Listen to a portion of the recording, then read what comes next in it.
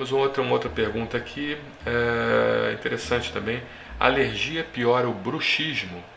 O que é o bruxismo, pessoal? O bruxismo é um ranger de dentes, né? Quando você dorme, o seu dente fica assim, ó, rangendo. Né? Você inconscientemente, tanto os dentes maxilares, quanto os dentes superiores, quanto os dentes inferiores, né? Eles começam a haver uma fricção entre a arcada superior e a arcada inferior.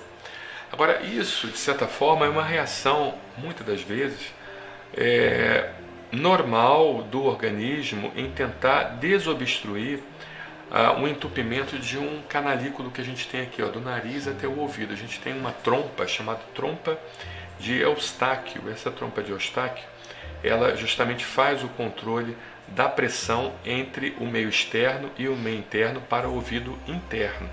Tá? A gente tem dois tipos de ouvidos. O externo, esse que você olha, que você vê a orelha e o orifício aqui, e você tem o ouvido interno. E esse ouvido interno, ele é comunicado diretamente através dessa trompa, chamada trompa de Eustáquio, justamente para haver uma regularização das pressões, as pressões externas e internas.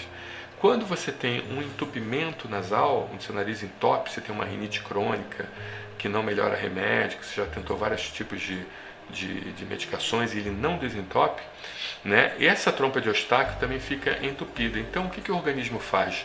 Inconscientemente, ele começa a ranger os dentes, porque é uma tentativa desesperada do organismo em desentupir essa trompa de Eustáquio.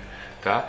Então, isso pode melhorar quando o paciente inicia o tratamento para alergia, principalmente se for uma rinite alérgica. Você desentope o nariz, você inicia a vacina, inicia controle ambiental, inicia as medicações pertinentes, o paciente começa a respirar muito melhor pelo nariz e você desentope essa trompa de Eustáquio e, consequentemente, o bruxismo melhora na grande maioria dos pacientes que fazem tratamento para alergia respiratória e que tem como causa do bruxismo a alergia. Tá? O bruxismo ele pode ser provocado por outras causas também, pode ser ansiedade, pode ser problemas neurológicos, podem ser outras situações também relacionadas ao bruxismo, mas nós estamos falando do bruxismo e alergia. Bruxismo e alergia sim tem relação e tratando a alergia, tratando o nariz, desinflamando o nariz, fazendo com que você respire melhor pelo nariz, certamente ou a chance é muito grande de você melhorar do bruxismo, tá bom?